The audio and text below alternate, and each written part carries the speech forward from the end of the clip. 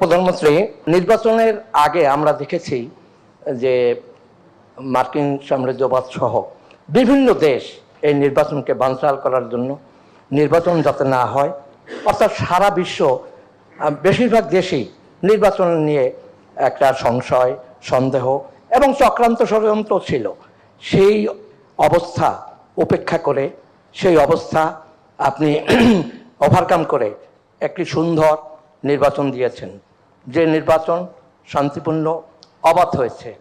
তো আপনি তারপরে লক্ষ্য করলাম যে সেই নির্বাচনের পরে গণভবনে যখন আপনি শপথ নিলেন, তখন দেখা গেল যে অনেক বিদেশি রাষ্ট্রই বঙ্গভবনে যখন শপথ নিলেন, তখন দেখা গেল সেই বঙ্গভবনে অনেক রাষ্ট্রদূত যারা বিরোধিতা করেছিলেন, যাদের ব্যাপারে আমরা বিভিন্ন সংশয় সন্দেহ ব্যক্ত করেছিলাম, সেই তারাও একযোগে গিয়ে আপনাকে অভিনন্দন জানালেন। এবং এরপরে দেখছি আপনি এই থাইল্যান্ড সফরের মধ্য দিয়ে এবং কাতারের আমির তিনি দুই দিনের সফরে আসলেন। এত সাফল্য, অর্থাৎ আপনি আন্তর্জাতিক, আসলে আপনার হাতে কি ম্যাজিক আছে যে আবার দুনিয়াটাকে এক করে ফেললেন? মাননীয় প্রধানমন্ত্রী, থাইল্যান্ডে একটি সফল সফর শেষ করে আপনাকে ধন্যবাদ। পাশাপাশি সুযোগ পেয়ে আমি একটু ধন্যবাদ দিতে চাই যে বাংলাদেশে যতগুলো মেগা প্রকল্প করছেন তার মধ্যে অন্যতম দুটি মেগা প্রকল্পের নিয়মিত উপকারভোগী আমি। একটা হচ্ছে মেট্রো রেল, যেটা দিয়ে প্রত্যেকদিন অফিসে আসি, আর একটা পদ্মা সেতু, যেটা দিয়ে আমি বাড়ি যাই। এজন্য আপনাকে ধন্যবাদ। গত জাতীয় সংসদ নির্বাচনকে উৎসবমুখর এবং ভোটারদের উপস্থিতি বাড়াতে এবং যখন একটি বড় রাজনৈতিক দল তার নেতৃত্বে নির্বাচন বর্জন করলো, তখন আপনি একটি অভূতপূর্ব এবং অভিনব সিদ্ধান্ত নিলেন যে আপনার দলের মনোনীত বাইরেও যেন মানুষ, আপনার দলের লোকরা যত সেখানে অংশগ্রহণ করতে পারে এবং লড়াই করতে পারে, এবং যার ফলে সেটি একটি ভোটের উৎসবে পরিণত হয়েছিল। জিনিসটা হচ্ছে যে যখন বাজার মনিটরিং করা হয়, তখন মোটামুটি হচ্ছে খাদ্যদ্রব্য বা দ্রব্যমূল্য বৃদ্ধি সবকিছুই কিন্তু একটা কন্ট্রোলের মধ্যে চলে আসে। সেখানে কোনো খাদ্য ঘাটতি দেখা যায় না, সেখানে কোনো পণ্য যে ঘাটতি আছে সেটা দেখা যায় না। বা বাণিজ্য প্রতিমন্ত্রী উনি যখন মাঠে নামেন, তখন দেখা যায় যে সব কিছুই নিয়ন্ত্রণের মধ্যে, কিন্তু পরবর্তীতে আবার কোনোভাবে কোনো সিন্ডিকেটের মাধ্যমে সেটা আবার বৃদ্ধি হয়ে যায়। এটা কি কোনো রাজনৈতিক কোনো কনস্পিরেসির অংশ কিনা? মাননীয় প্রধানমন্ত্রী, গত কয়েকদিন ধান কাটতে গ্রামে গিয়েছিলাম, অভূতপূর্ব ফসল হয়েছে। আমার বাড়ি ময়মনসিংহ, কালকেও কৃষকরা ধান কাটছিলেন আর বলছিলেন যে হাসিনা বেডির কপালটাই বালা, এইবার নাকি দেশে অভাব হইব, এইবার এত ফসল আল্লাহ দিচ্ছে যে এই বেডির নামে দেশ চলবো। তো ফসল দারুণ হয়েছে, দারুণ। আপনি তো বিশ্বাস করলেন না নেত্রী, ভারতের কিছু পত্র পত্রিকায় সত্যি সত্যি হেডলাইন আছে, বিচ্ছিন্ন কিছু পত্রিকায় ভারত নাকি জাতীয় স্বার্থ বিকিয়ে দিয়েছে আপনার ভ্রমণে। ভারত তার জাতীয় স্বার্থ বিকিয়ে দিয়েছে এমন হেডলাইন ভারতের কিছু পত্রিকায় পাওয়া গেছে। একটা কাজ করা যায়, আমাদের যারা এখানে বলছে জাতীয় স্বার্থ বিকিয়ে দিয়েছে, আর ওখানে যারা বলছে তাদের মধ্যে একটা ডিবেট করান। আপনারা একটা উদ্যোগ নেন, তাদের একটা ডিবেট করান, এটা ভালো হয়। নেত্রী, আপনি আমাদেরকে দাওয়াত না দিলেও আমরা অনেকেই আপনার পেছনে পেছনে সেই সময়টায় ভারতে ছিলাম। আমার আমরা গণমাধ্যমের মধ্যেও আমরা ওই দেশের সম্পাদকদের সাথেও আমরা কয়েক দফা মিডিয়া ডায়ালগ করেছি। বাংলাদেশে গত 15 বছরে যেসব ডিপ্লোম্যাটরা ছিলেন তাদেরকে আমরা আমন্ত্রণ দিয়ে মতবিনিময় করেছি। বাংলাদেশের প্রতি তাদের সৌহার্দ্যের কোনো সীমা নেই, এটা আপনি নিজেই বললেন। যারা একবার বাংলাদেশে এসছে তাদের বাংলাদেশের প্রতি সৌহার্দ্যের সীমা নেই, বিচ্ছিন্নভাবে যে যাই বলুক না কেন। তবে একটা জিনিস না, আজকে আমি এইমাত্র এখানে কবির বিন আনোয়ার আছে, হাওড় অঞ্চলে কষ্ট এবং সম্ভাবনা নিয়ে একটা সেমিনার চলছে, মাননীয় প্রতিমন্ত্রী মহোদয় আছে, আমি সারাক্ষণ এখানে ছিলাম, পানি প্রতিমন্ত্রী মহোদয়। ওখান থেকে যেটা উঠে আসলো, ওইখানে আলোচনায় আপনার নির্দেশনাগুলি বারবার উঠে এসছে, হাওড় অঞ্চলে রাস্তা বানানোর সময় যাতে পানি পারাপারের পথটা বন্ধ করে না দেওয়া হয়। 153 কিউসেক, বাংলাদেশের বিরোধী দলের কিছু কিছু নেতা 153 কিউসেক যেভাবে দেখায় এক আঙ্গুলের মধ্যে, ব্যাপারটা কিন্তু এত ছোট না। এটা ওই অঞ্চলের মানুষের জন্য, যারা ওই অঞ্চলে সেচ, অন্তত কয়েক হাজার একরের সেচের জন্য এই পানিটা অত্যন্ত গুরুত্বপূর্ণ। এবং সেখানকার বিশেষজ্ঞরা বলেছে যে আমাদের খাদ্য নিরাপত্তায় 5 থেকে 10% সংযোজন করবে এই কুশিয়ারার পানি, এবং কুশিয়ারার ধারাবাহিকতায় অন্যান্য সমাধানও সহজ হবে বলে মনে করি। মাননীয় প্রধানমন্ত্রী, আপনার কাছে একটা প্রশ্ন আর একটা আবদার। প্রশ্নটা হচ্ছে, আমরা ওখানে শুনলাম ভারতের গণমাধ্যমের কাছে সেভেন সিস্টারের 7 জন মুখ্যমন্ত্রী নাকি বাংলাদেশে আসতে চান বা বাংলাদেশের কাছ থেকে সহযোগিতা পেতে চান, যে তাদের উন্নয়নে আমরা কিভাবে ভূমিকা রাখতে পারি। এ ধরনের একটা সম্মেলন সামনে হওয়ার কথা ওখানকার মিডিয়ার কাছ থেকে শুনলাম, এটা কতখানি সত্য?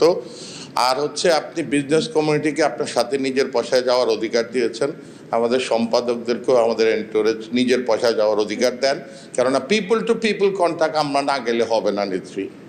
আমরা না গেলে মানুষ আমরা তো বাধা দেইনি কাউকে। না, এন্টোরেজে নাম দিলে কেটে দেওয়া হয়।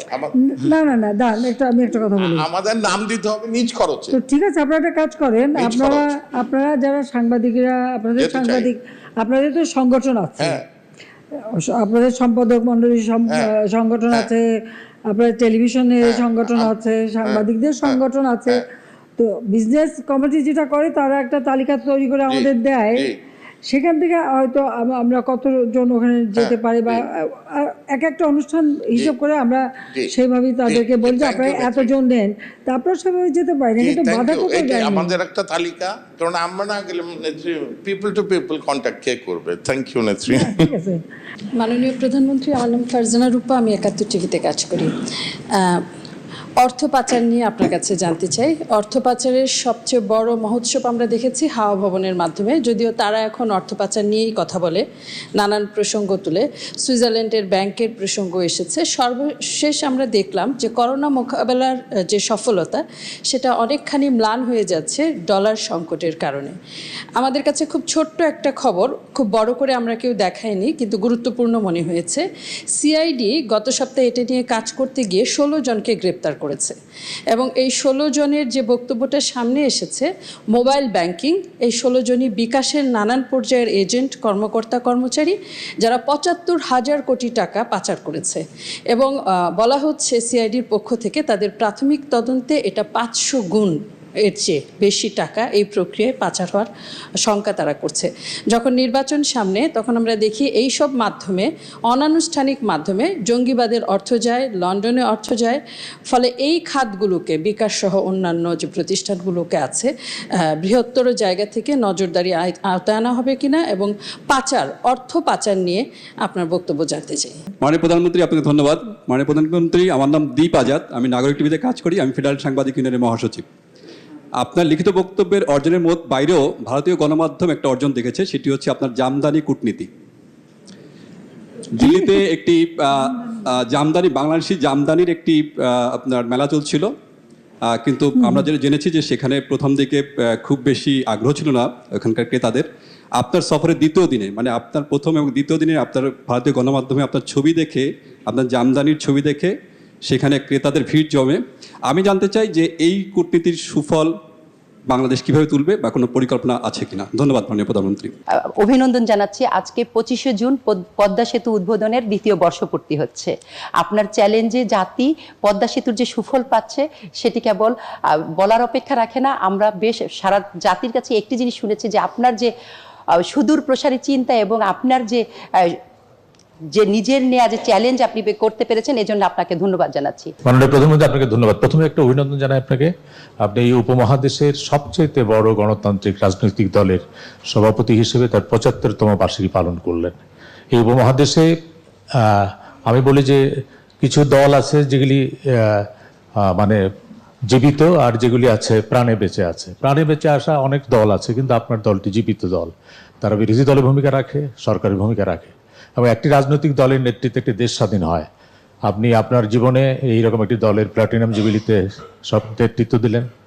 এই দলের প্রতিষ্ঠাতাদের অন্যতম, এবং যার নেতৃত্বে বাংলাদেশ স্বাধীনতা পেল, সেই জাতির জনকের জন্মশতবার্ষিকী পালন করলেন, বা সেই বাংলাদেশের সুবর্ণ জয়ন্তী পালন করলেন। একজন নেতার জীবনে একসঙ্গে এতগুলি ঘটনা, রজত জয়ন্তী, সুবর্ণ জয়ন্তী পালন করেছি, দলের এই যে সুবর্ণ জয়ন্তী দল, এটা দুঃখিত।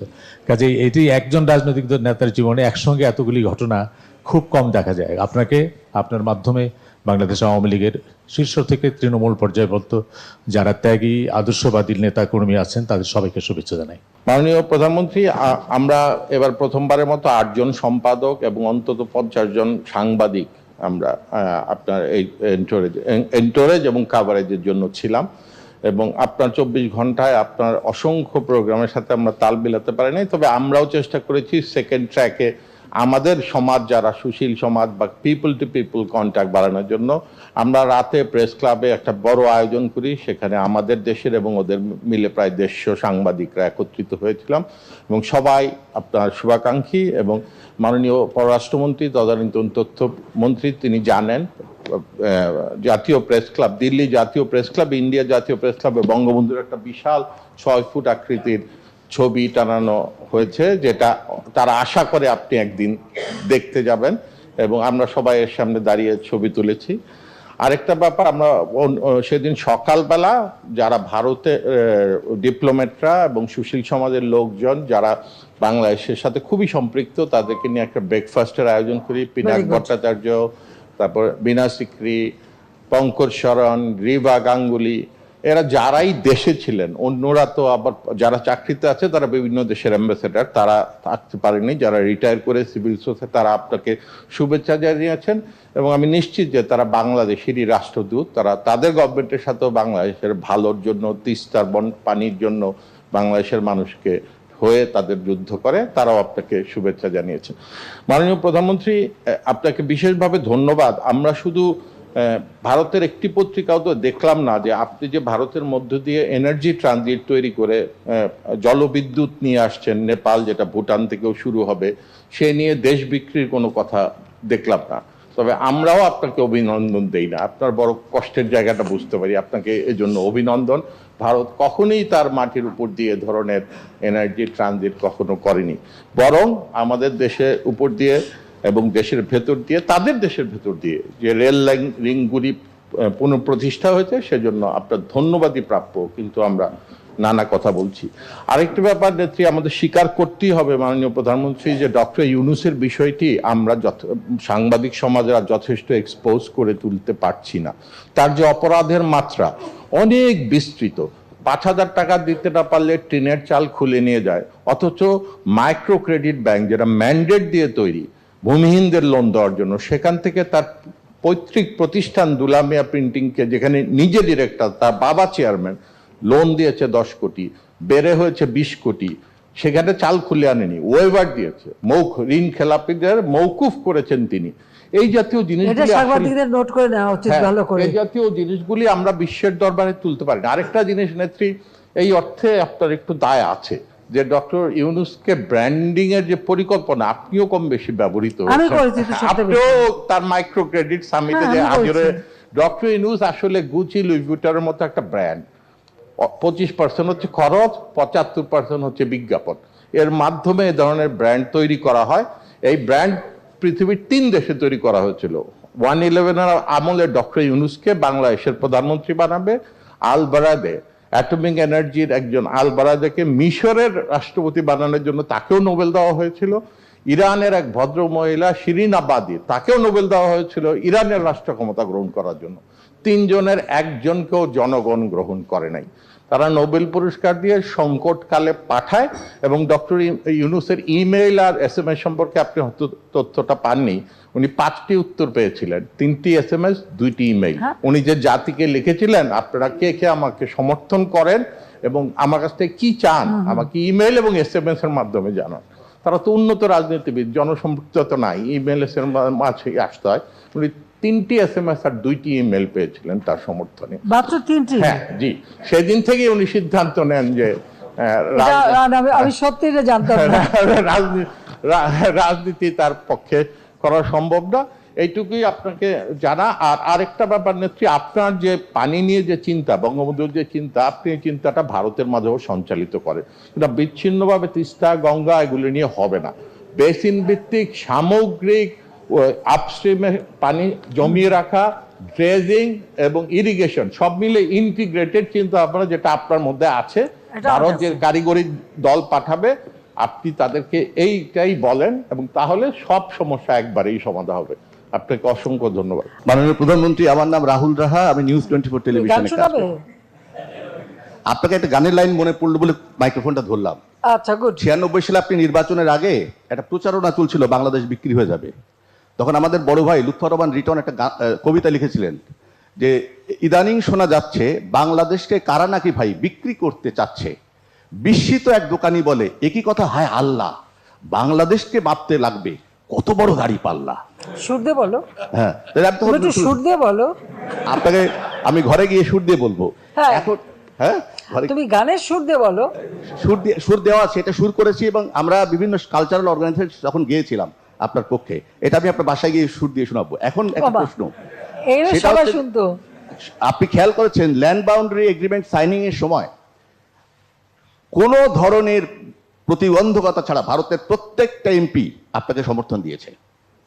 ভারতের প্রত্যেকটা এমপি আপনাকে সমর্থন দিয়েছে এবং বোঝা যায় ভারতে আপনার গ্রহণযোগ্যতা কতখানি। এটা যদি ব্রিটিশ আমল হতো আর আপনি যদি নির্বাচন করতেন, ফলাফল ভারতের জন্য কি হতো কে জানে। হ্যাঁ, তো অভিন্ন ল্যান্ড থাকতো। ফলে আমি বলছি যে আপনার জনপ্রিয়তা ভারতে এখানে।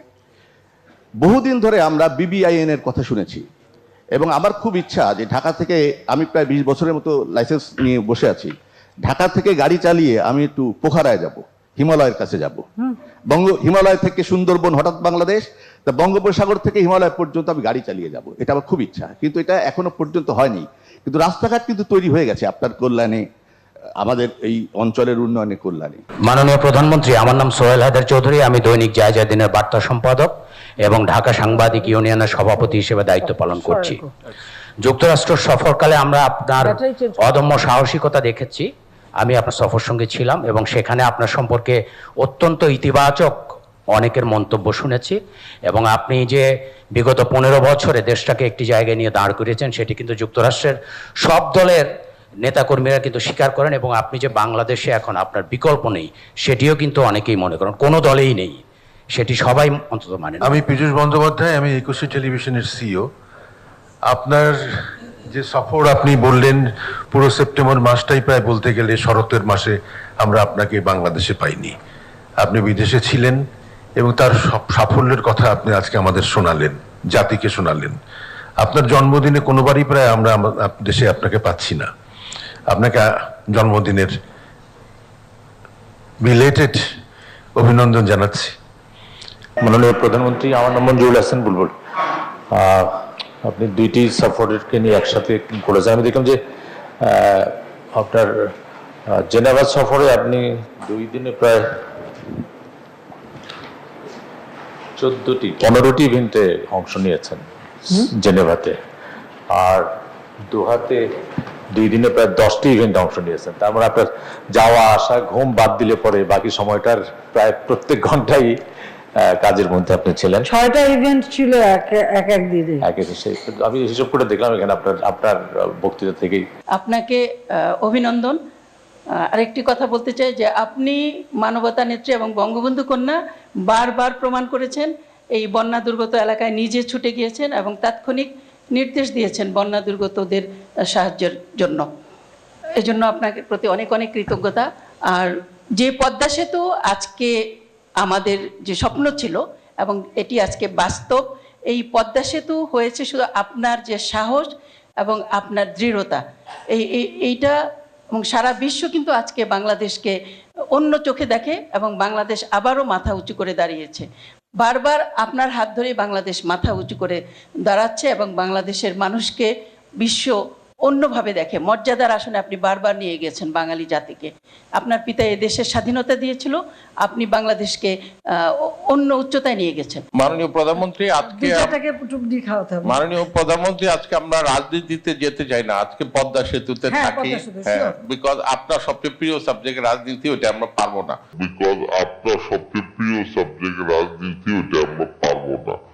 আজকে নেত্রী সেলিব্রেশনের দিন। একজন সিভিল ইঞ্জিনিয়ার হিসেবে আমার জন্য বিশেষ একটি দিন। আমার শিক্ষক জামিলুর রেজা চৌধুরী আজকে নেই, আমার আরেক শিক্ষক আইনুল নিশাল সাহেব এখানে আছেন। আপনি হয়তো জানেন যে বিশ্ব পরিমণ্ডলে পদ্মা সেতু তার নির্মাণ শৈলী এবং ডিজাইন কমপ্লেক্সিটির জন্য এবং নদী শাসনের বিভিন্ন ঘটনার জন্য ইতিমধ্যেই একটা প্রকৌশল আশ্চর্য বা ইঞ্জিনিয়ারিং মার্বেল হিসেবে খ্যাত হয়েছে। তো আমার স্যাররা আছেন এবং যারা জড়িত আছেন, আপনার মাধ্যমে তাদেরকে আমি অভিনন্দন জানাইতে চাই স্যার। এবং পদ্মা সেতুর ব্যয় নিয়ে আপনি অনেক কথা ব্যয় করলেন, এটাও অপ্রয়োজনীয় ছিল মাননীয় নেত্রী। কেননা ইঞ্জিনিয়ারিং জার্নালগুলি অ্যাপ্রোচ রোড তো রোড, ওটা 14 কিলোমিটার, আপনি একটা অ্যাক্সেস কন্ট্রোল রোড বানিয়েছেন, সেতু না বানাইলে তো বানাতে পারতেন, এটা সেতুর খরচ নয়। আপনি ভূমি অধিগ্রহণের জন্য যে 1, 3 গুণ 6 গুণ যাই দিয়েছেন, এটা বাংলার মানুষের প্রতি আপনার কমিটমেন্ট, সেটাও সেতুর খরচ নয়। সেতুর মূল খরচ 12,000 কোটি টাকা, এবং আমার স্যাররা এখানে আছেন, বিশ্ব পরিমণ্ডলে ইঞ্জিনিয়ারিং ম্যাগাজিনগুলি এটাকে ইতিমধ্যেই তার কমপ্লেক্সিটি অন্য কিছু বিবেচনায় পৃথিবীর সবচেয়ে ব্যয় সাশ্রয়ী স্থাপনা হিসেবে ঘোষণা করেছে। সুতরাং এই হিসাবগুলি করে তো আমরা কাকে বোঝাবো? আর যাদের কথা বলছেন তারা ডলারে বেতন পায়, কনসালটেন্সি ফি পায়, তারা তাদের প্রভুদের প্রতি লয়াল, তাদের কাছে আমরা কিছু আশা করি না।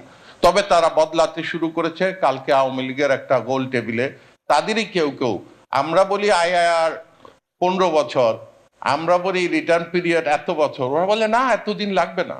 কেউ বাবা না, এখন আমাদের আসলে নেত্রী কিছু বলার নাই। ইফতেখারুজ্জামান সাহেব কদিন আগে ইন্টারভিউ দিয়েছেন যে এটার মধ্যে দুর্নীতি খুঁজে পাওয়া কঠিন, সুতরাং তাদের সুর বদলাবে। এই সাফল্যের জন্য দেশবাসীর পক্ষ থেকে আপনাকে আন্তরিক অভিনন্দন জানাচ্ছে। তাই নেত্রী, আজকে অভিনন্দনের দিন, এবং আরেকটু আবেগের দিনও আছে। আমরা শুধু 42টা পিলার এবং 41টা স্প্যান দেখি। এই সেতু প্রকল্পের সবচেয়ে বড় পিলার হচ্ছে আপনার সংকল্প। এটা যদি না থাকতো, রাজনৈতিক প্রতিজ্ঞা যদি না থাকতো, তাহলে আমরা এই সেতু নির্মাণ করতে পারতাম না। আপনার বদান্যতা, আপনি স্থাপনাটিকে আপনার নামে নামকরণ করেননি, কিন্তু তাতে কিছু আসে যায় না। অনাগত কাল ধরে পৃথিবী এবং বাংলার মানুষ এটাকে শেখ হাসিনার সেতু হিসেবে জানে। মাননীয় প্রধানমন্ত্রী, আপনাকে অনেক অনেক ধন্যবাদ, কৃতজ্ঞতা। পদ্মা সেতু আমাদের আসলে মর্যাদা, একটা অন্যরকমের মর্যাদা বোধ দিয়েছে। আজকে একটা ছোট্ট ব্যক্তিগত অভিজ্ঞতা শেয়ার করে একটা ছোট্ট প্রশ্ন আপনার কাছে। পদ্মা সেতুর যেদিন বিশ্বব্যাংক তাদের ফান্ড তুলে নেয়ার ঘোষণা দিল, তার পরের দিন সম্ভবত আপনার সঙ্গে আমার, সম্ভবত না, আমি ডেফিনিট 2012 সালের 1 জুলাই আমি আপনার সঙ্গে একটা ব্যক্তিগত দেখা করার সুযোগ পেয়েছিলাম, এবং সেদিন আপনি আমাকে সাংবাদিক হিসেবে আপনি একরকমের সান্ত্বনা দিচ্ছিলেন যে তোমাদের মন খারাপ কেন। সেদিন আপনি কথায় কথায় বলছিলেন, একটা ছোট্ট পেন্সিলে একটা কাগজে কি কি লিখতে লিখতে ক্যাজুয়ালি বলছিলেন যে ভালোই করেছে যে ওরা তুলে নিয়েছে, এত কিছু করার পরে কোনো দুর্নীতি হলো না, কিছুই হলো না, টাকা ছাড় হলো না, আমাকে বারবার এত মানুষকে চেঞ্জ করতে বললো, করার পরেও আরও যদি দেরি করতো আমি নিজেই বাদ দিয়ে দিতাম। ব্যাপারটা কি তা হতে পারতো? যদি তারা দেরি করতো তাদের এই টাকা তুলে নেওয়ার ঘোষণা, আপনি কি বাদ দিয়ে দিতেন? মাননীয় প্রধানমন্ত্রী, আমি প্রভাস আমিন, আমি ATN নিউজে কাজ করি। একটু কোটা প্রসঙ্গে আরেকটু কথা বলি। আমাদের তরুণ প্রজন্মকে ভুল বুঝিয়ে মুক্তিযুদ্ধের মুখোমুখি করা হয়েছে, এটা খুবই দুর্ভাগ্যজনক। আরেকটা খুবই ভুল ধারণা তৈরি করা হয়েছে যে কোটা এবং মেধা, মনে হতে পারে যে যারা কোটায় চাকরি করে তাদের কোনো মেধা নেই, কিন্তু আবেদন করার ক্ষেত্রে কোটা লাগে না, প্রিলিমিনারিতে কোটা লাগে না, লিখিততে কোটা লাগে না, একদম শেষ মুহূর্তে গিয়ে কোটা অ্যাপ্লাই হয়, তখন আসলে মেধায় সবাই সমান। এখন আমার সামনে যদি দুইটা অপশন থাকে যে দুইজনই সমান মেধাবী, একজন মুক্তিযুদ্ধের সন্তান, একজন রাজাকারের সন্তান, আমি অবশ্যই মুক্তিযুদ্ধের সন্তানকে চাকরি অবশ্যই, জি, সেটা একটা। ফলে মেধা এবং কোটা খুব সহজে মানুষকে বিভ্রান্ত করা যাচ্ছে যে সব মেধাবীরা চাকরি না নিয়ে কোটার চাকরি। আপনাকে খুবই ধন্যবাদ যে আপনারা গত 10-12 দিন ধরে আন্দোলন হচ্ছে, আপনারা অসীম ধৈর্যের সাথে আন্দোলন মোকাবেলা করছেন, এবং যারা আন্দোলন করছে আমি তারা সংক্ষুব্ধ, চাকরি না পেয়ে বঞ্চিত, তাদের ক্ষোভের সাথে আমার খুবই একমত। তাদেরকে পিছনে কি অন্য কেউ ইন্ধন জুগিয়ে ভুল বুঝিয়ে বিভ্রান্ত করে মুক্তিযুদ্ধের মুখোমুখি করার জন্য করছে কিনা, আপনার কাছে আবেদন থাকবে যে আপনারা যেই ধৈর্য দেখিয়ে যাচ্ছেন সেটা দেখিয়ে তাদের সাথে যদি কোনোভাবে তাদেরকে বুঝিয়ে শুনিয়ে, আগামী 7ই আগস্ট পর্যন্ত কিছু করার নেই, কারণ সেদিন আপিল বিভাগে শুনানি হবে, তারপর আপিল বিভাগের রায়ের পরে হয়তো নির্বাহী বিভাগ কি করবে না করবে, ততদিন অন্তত তারা যাতে বুঝতে পারে, সেটা আপনি যদি অনেক সংবেদনশীলতার সাথে যদি বিষয়টা বিবেচনা করেন তাহলে ভালো হয়। মাননীয় প্রধানমন্ত্রী, আমার নাম লাবণ্য ভূঁইয়া, আমি এশিয়ান টেলিভিশনের কাজ করি। মাননীয় প্রধানমন্ত্রী, শুরুতেই ব্রিটেনে 4 নারী সংসদ সদস্য হয়েছেন বাংলাদেশের বংশোদ্ভূত, সেজন্য সেই সঙ্গে বঙ্গবন্ধুর নাতনি টিউলিপ সিদ্দিকীও টানা 4 বারের মতো জয়ী হয়েছেন। আপনার মাধ্যমে আপনাকে অভিনন্দন জানাচ্ছি, টিউলিপ সিদ্দিকী সহ এবং শেখ রেহানা আপাকেও। আর তিনি শুধু এমপি নন, মন্ত্রীও হয়েছেন। নিঃসন্দেহে বাংলাদেশের মানুষের জন্য এটা অনেক গর্বের। মাননীয় প্রধানমন্ত্রী, আপনি নিজেই বলেছেন বারবার যে আপনার নীলকণ্ঠ, আপনি সবসময় বিষ খেয়ে বিষ হজম করতে জানেন, যার কারণে সব সমালোচনাকে উপেক্ষা করি আপনি আপনার উন্নয়ন কর্মকাণ্ড করেছেন। সেদিন পদ্মা সেতু সমাপনীতে আপনি বেশ আবেগ আপ্লুত ছিলেন, আপনার মন্ত্রী মহোদয় তিনিও বেশ আবেগ আপ্লুত ছিলেন। নিঃসন্দেহে দুর্নীতির বিরুদ্ধে আপনার যে অভিযান সবসময় প্রশংসিত। জঙ্গিবাদের যে উত্থান ছিল সেটা আপনি শক্ত হাতে দমন করেছেন। এগুলা নিঃসন্দেহে এই 16 বছরের টানা ক্ষমতায় আপনার অনেকগুলো উল্লেখযোগ্য কাজের মধ্যে জঙ্গিবাদ দমন। বড় জায়গাটায় বোধহয় আমরা একটু গাফিলতি করে ফেলছি। এই সুযোগেই তারা আমাদের কোমলমতিদেরকে আদালত বিরোধী, মুক্তিযুদ্ধ বিরোধী, সংবিধান বিরোধী করে তুলছে। কিন্তু এই জায়গাটায় আমাদের একটু হাত দিতে হবে, তা না হলে এরা কিন্তু ভিকটিম, এদের উপর আমরা রাগ করতে পারি, এদের উপরে রাগ করার কিছু নাই, এরা হুজুগে মাতে, তারা ভিকটিম, এই ধরনের অপবুদ্ধিজীবীদের অপকৌশলের ভিকটিম, তাদেরকে আমাদেরকে মুক্ত করতে হবে। এটা একটা বড় কাজ। আরেকটা বিষয়, মাননীয় প্রধানমন্ত্রী, আমি তো বিশেষ পত্রিকাগুলির সাথে আমাদেরও যোগাযোগ আছে, ওদের 2টা হেডলাইন লেখা থাকে, যদি আপনি ভারতের সাথে বেশি চুক্তি করে আসেন তাহলে হ্যাঁ বলে দেশ বিক্রি, আর খবর নাই যদি আপনি একটু কনজারভেটিভ ডিল করে আসেন তাহলে কিছুই পায় নাই। আর চায়নার ক্ষেত্রে তো লেখা ছিল হচ্ছে যে চায়নার ডেট ট্র্যাপে বাংলাদেশ, কেন এত চুক্তি হয়েছে, কিন্তু আপনার পরিমিতির কারণে হেডলাইনটা চেঞ্জ করতে হয়েছে, যেটাকে তারা বলছে যে কিছুই পান নাই। আমরা তো ওখানে যারা ছিলাম দেখেছি যে সব বড় বড় কর্পোরেশন দৌড়াদৌড়ি করেছে, চুক্তি সই করলে 100 বিলিয়ন করা যেত, কিন্তু বাংলাদেশের রেস্ট্রেইনের সময় শ্রীলঙ্কার পথে বাংলাদেশ যাবে না। কিন্তু এই কাজগুলি আমরা আরো যত দিন যাচ্ছে, আমাদেরও তো সক্ষমতা বাড়ছে, আমাদের প্রশাসনের সক্ষমতা বাড়ছে, আমরা আরো নেগোশিয়েট করে আরো বেছে প্রজেক্ট নিতে পারবো, এবং কোন প্রজেক্টে আমাদের রিটার্ন বেশি নিতে পারবো সেটা আপনার নির্দেশ। সে কারণে হয়তো প্রজেক্টের ইনটেক কমে যাচ্ছে, এটা ভালো, কেন এখন আমরা বেছে করছি। মাননীয় প্রধানমন্ত্রী, সর্বশেষে এই আমাদের কোটা বিরোধী এবং আমাদের শিক্ষক ভাইরাও যে প্রত্যয় যে স্কিম নিয়ে ইয়ে করছে, আমরা খুব সাধারণ মানুষ খুব কষ্ট পেয়েছি এই কারণে যে আপনি 17 কোটি মানুষের জন্য একটা স্কিম দিলেন, আমরা সবাই খুশি। এই সরকারি কর্মচারীরা যারা পেনশন পাচ্ছে তারা মানে তাদের কি কোথায় কমে গেল বেড়ে গেল এই দুঃখে পড়ে যাচ্ছে। 16 কোটি মানুষ যে পেল এটা তো তাদের সুখ নাই।